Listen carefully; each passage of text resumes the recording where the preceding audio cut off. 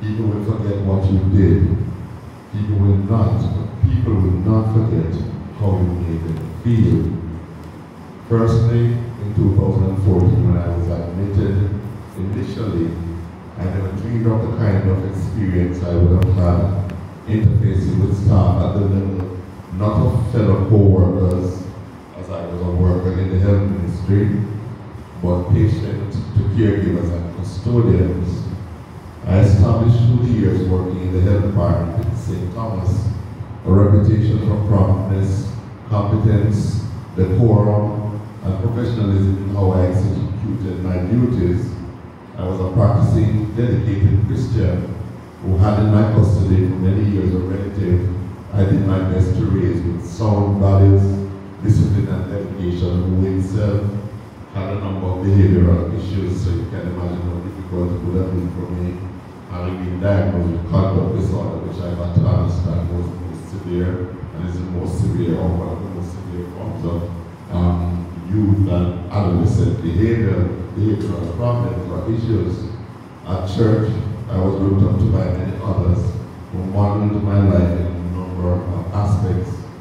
But little did I know, all would have changed when I, after many years of stability, would have become non-compliant with my regimen and would have ended up being the recipient of myriad abuses at all levels of society, to include the young man who I reared as a tender plant in my care, the police and government, as well as ordinary citizens of the parish of St. Thomas, and of course, even in this institution. During the course of my period of deepest disenfranchisement and disorientation, in my parish I was stoned, beaten, barred from my home and on the streets. I faced hunger and thirst. I was scorned and ridiculed and walked in nakedness many times during my trek into the world of mental disorientation between the years 2013 and 2018. My family turned their backs on me, and I had to find refuge in some of the most unlikely places and people, to include the Rastafarian community that sometimes is met with such disdain and scorn.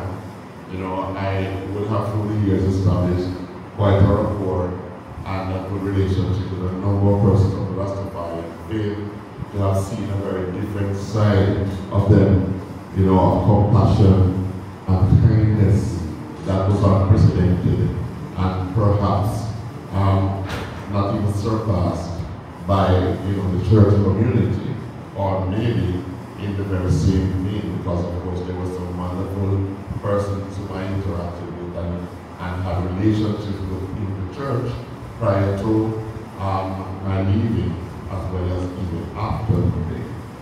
But nothing prepared me for, of course, what I would have come upon in this institution.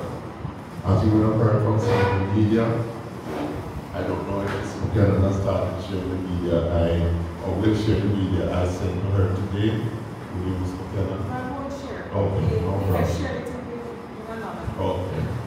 All right, so you would have heard some of the things that, some of the details of my stay here.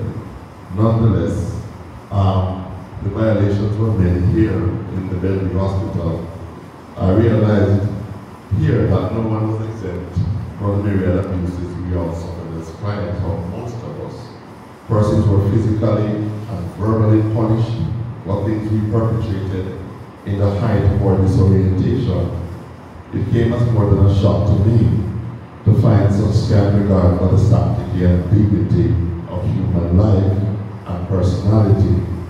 Yet the deep impression I gained here, and in looking back in retrospect, was that lamentably this was the status quo, a norm among workers for the period I was admitted, which would have been around 5 to 6 times. I'm not really quite sure, but I was admitted quite frequently during my darkest period of disorientation in the years I stated prior.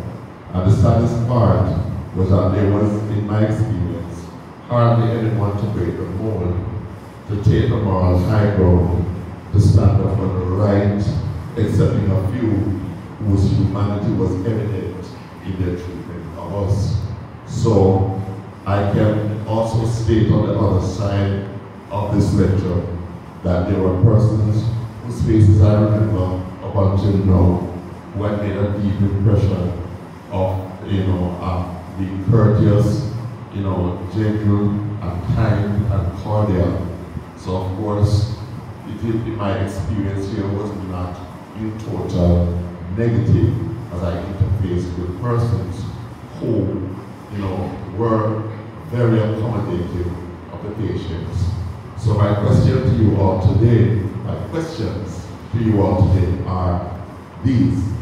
In light of the egregious and virulent nature of mental illness, as well as its wide reach into all sectors of human existence in the treatment of patients, would many of you or us fail to call to mind the pointed truth that anyone can become mentally compromised given the right mix of circumstances we all can face at one point in our lives or other? Has anyone considered to put him or herself in the shoes of another sufferer at any point? Do you feel a moral obligation to please God in the way you treat others? I was dragged and collared by a staff member who ridiculed me in the process of his interactions in my early stays in this institution. All throughout my stays, I would have encountered his stark belligerence in dealing with us, and so much so, I remember clearly his many abuses. I remember almost every staff member's face that I encountered, because I was born with a photographic memory. And as I tell people, I would not have even recognized at some points in my life, but I determined and come to the conclusion that I operate at genius level. And so with that photographic memory, it's my nemesis as well as an attribute that can be positive at times, because even with persons with photographic memories coupled with emotional, psychological problems, you will find that oftentimes, we relive past traumas, and that can make it very difficult for us to move forward in our relationships and in our lives in general. So, to mention again, or to mention further, I was placed in the side room on myriad occasions, and in the meeting held here in the boardroom with at least 5 departmental heads in, I believe in 2019, it would have been admitted to that on prior perusal of my health record in preparation for that meeting, that came out of my writing, my having written a letter of complaint to the CEO then, it was determined that found that no protocols for placing me there in the side room were followed or adhered to. I had to relieve myself there near to a hole in the wall on numerous occasions because I could not ask to use the bathroom. A mattress was placed on the floor of the small cell, and it was the only convenience I had. And I remember having thought that draft at one point in time, in one of my early admissions, having slept there, exposed to the night air. These are just a couple of my encounters of the sheer brutality faced here. And what was very troubling was that child nurses, like you present here and other staff, I could not recall ever once in my hearing made any protest to the misdeeds of the PNAs and other workers. I don't know what you call the workers in pain. I will ask you today, how long does anyone think these things would have been allowed to be in the sight of God and man without any measures being employed at one level or other to curtail these breaches? Would the psychiatric community of the Ministry of Health have dared to fathom that one as I would have stood up and be counted among the few who ventured to break the silence? Would you have believed in the midst of my mental breakdowns, I would have registered so many facts and happenings to be able to tell you today in no uncertain terms that this must not continue to be an inextricable feature of life here. If you see for yourselves finally, by searching the internet, just how many positives have been emanating from my life, especially since I made the decision for a number of reasons to include a desire never to have to return here, to remain healthy and stable, maybe you will come to realize the gravity of the task you have been entrusted with, which is to facilitate rehabilitation of and to protect human life from self-harm and other forms of personal violations. I want you to see that every life possesses some form of worth, and so much so, you cannot afford to let even one human being fall through the cracks to become your statistic. So I encourage you all to put yourselves in the shoes of one as I and give your very best to your duties. I urge upon you, on your insistence, also to hold yourselves and others personally accountable who are under you as well as equal to you in rank for our welfare, because you will in one way or other be weighed the balances, and if you are found wanting, then there will be a price to pay. I dare to say the price to pay, if not now, sometime in the near or distant future, even when the good Lord makes his appearance back here on earth. We all have to give an account for our lives, and that is the end of my reading. But I would like to say, in addition, when I look back and I recall a number of things that have happened, to include a gentleman whose name I remember to this moment, who had been having stomach pains and who had been bawling for the greater part of the day for some form of attention. At the end of it all, after the nurses decided to call the doctor to assist him, he was whisked away in an access and whisked away, as I was told, probably to the KPH hospital, where a number of patients were reported by a nurse who I knew personally working there. A number of patients who have been admitted with obstructive bowel syndrome, mainly because of the meals we were offered here. And I remember having been born with a constipation problem, how difficult it was for me that there were times when on my admission, for however long I was admitted here, I didn't have a bowel because I left the hospital and had to force all of the packed feces out with, high fiber foods. So there are a number of things that Ms. McKenna would have seen in my correspondences as well as what I placed on the internet, in posts on Facebook and otherwise, and the experiences here, as you would hear from me, were far from this level. So there is not really much more to say other than that I would like to leave the impression with you that everyone has a duty and an obligation to be his brother's keeper, as the Lord God, Jehovah, has mandated us to be. And so I got to understand that child nurses are usually the nurses who are overall supervisors for workers on the wards and stuff like that. It does not make much sense for us to, sweep under the rug the issues that are attending the whole, issue of mental health and mental illness. And one thing I would hasten to say is that I do acknowledge that oftentimes it is very difficult to exercise restraint when a patient is so compromised that he or she becomes very violent and hard to handle.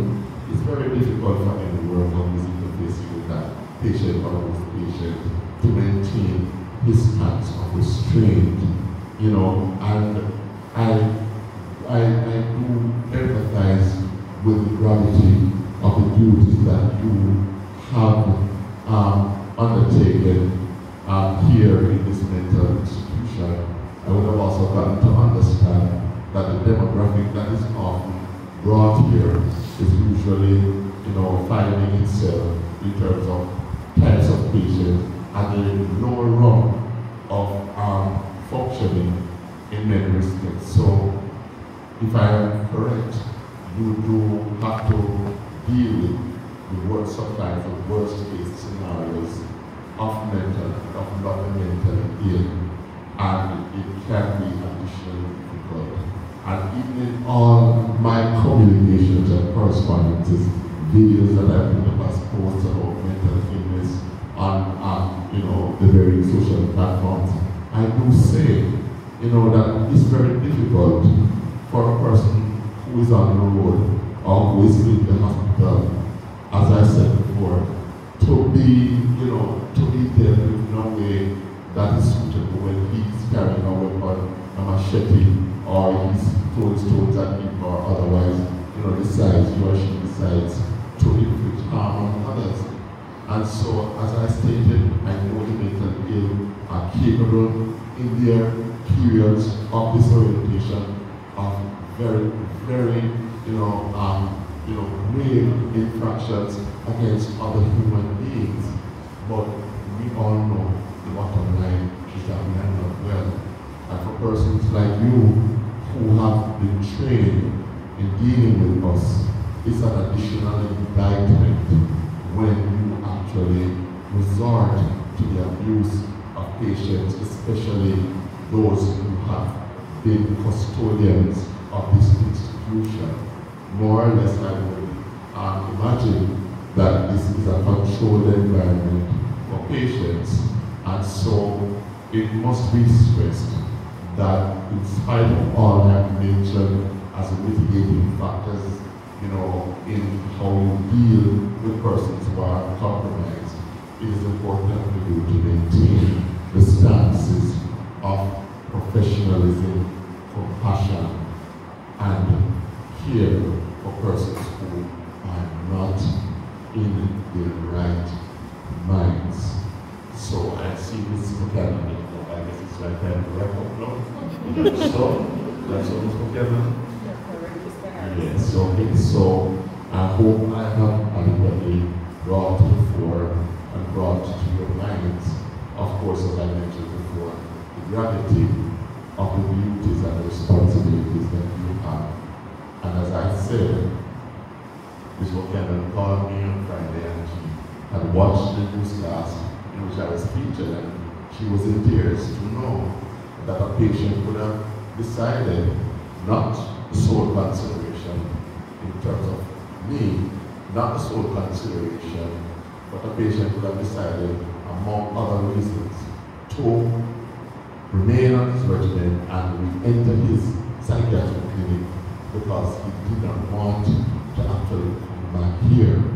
I have been, informed by Dr. Kevin Woodburn, as well as the former SMO, whom I interfaced with in the high-level meeting, that things have somewhat changed and improvements are on the way. I do hope that this institution and persons who are members of this institution will come to a place where there will be widespread changes of hearts as it concerns how we are dealt with. I am a singer, songwriter, poet, general writer, and something of a mental health advocate. And if persons were not kind to me, and if persons didn't hear me, or if persons didn't give me the chance to prove myself, I would not be standing here today. And so I am also standing here to tell you that second chances are a reality, and no matter how a patient has deteriorated, my example is of one who has turned his life around and was taken the high road to be a blessing in his community and in his world. You will never know the life that you neglect may very well be give the right outcomes to save you. So let us be very mindful of these things. And I wish you well, I wish this institution well. And I thank you, Ms. McKenna, for having invited me here. And I thank you all for your time.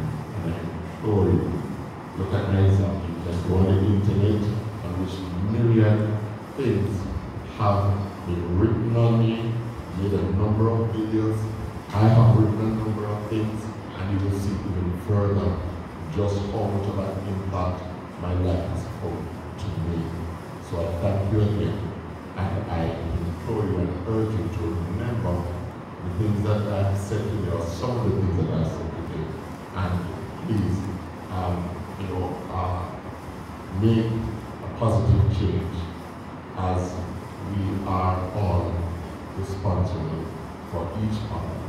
And when we are charged with the care of others who are less fortunate, we have a moral obligation to do the best we can for them. Thank you so much. Thank you, Mr. Harrison. Another round of applause for Mr. Harrison.